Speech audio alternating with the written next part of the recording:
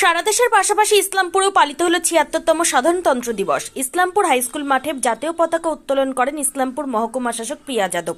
জাতীয় পতাকা উত্তোলনের পর পায়রা উড়িয়ে অনুষ্ঠানের শুভ সূচনা করেন মহকুমা শাসক প্রিয়া যাদব।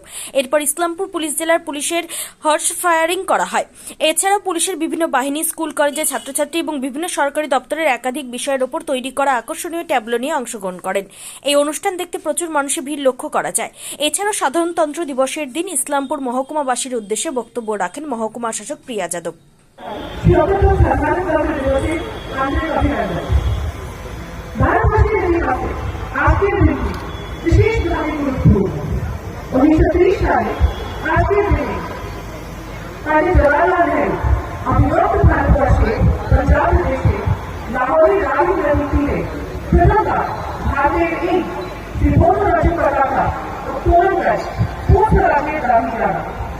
আবার 1950 সালে আজকের দিনে ভারতবর্ষের সংবিধান বাস্তবায়িত হয়েছে। তাই আজকের দিনটি শাসক তথা সকল ভারতবাসীর কাছে খুবই গর্বের। প্রতি বছর এই দিনটি আমরা দেশবাসীরা তথা দেশের মানুষের জন্য অনেক কিছু করার উদ্দেশ্যে নতুন প্রতিষ্ঠা করি। বিগত বছরে আমাদের দেশ ও রাজ্য সরকার সঙ্গে তাল মিলিয়ে ইসলামপুর মহকুমা প্রশাসনের পক্ষ থেকে প্রচুর জনকল্যাণমূলক পদক্ষেপ নেওয়া হচ্ছে। তার কয়েকটা আমি এখানে উল্লেখ করতে চাই। আপনারা জেনে খুশি হবেন যে মহিলাদের আর্থিকভাবে স্বনির্ভর করার জন্য আমরা আনাজ ধারা প্রকল্পের মাধ্যমে স্বনির্ভর দল ও সেলফ হেল্প গ্রুপ তৈরি করি।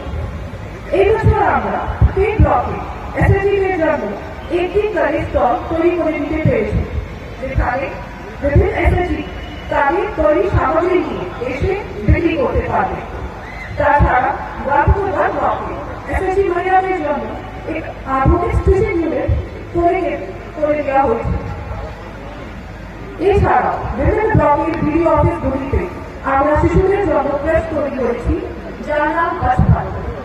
এসএসজি মহিলারা কাজে যাওয়ার সময় তাদের শিশুদেরকে এখানে রেখে নিষেধ করে কাজ করতে পারবে। আপনারা জেনে খুশি হবেন এই পঞ্চায়েত এই মডেল স্কুল স্কিমের আন্ডারে আমরা প্রত্যেক পঞ্চায়েত থেকে একটি করে মডেল স্কুল তৈরি করে দিতে পেরেছি, যেখানে শিশুরা স্মার্টফোন আর অন্য আধুনিক টেকনোলজির সাহায্যে পড়াশোনা করতে পারবে। আপনাদের অত্যন্ত গর্বের সঙ্গে জানাচ্ছি ইসলামপুর মহকুমা থেকে এই বছর বহু ছাত্রছাত্রী ভারতীয় সেনাবাহিনীর বিভিন্ন পদে যোগ দিয়েছে। 7 জন ছাত্রী সহ প্রায় 40 জন ইতিমধ্যে তাদের চাকরিতে যোগ দিয়েছে।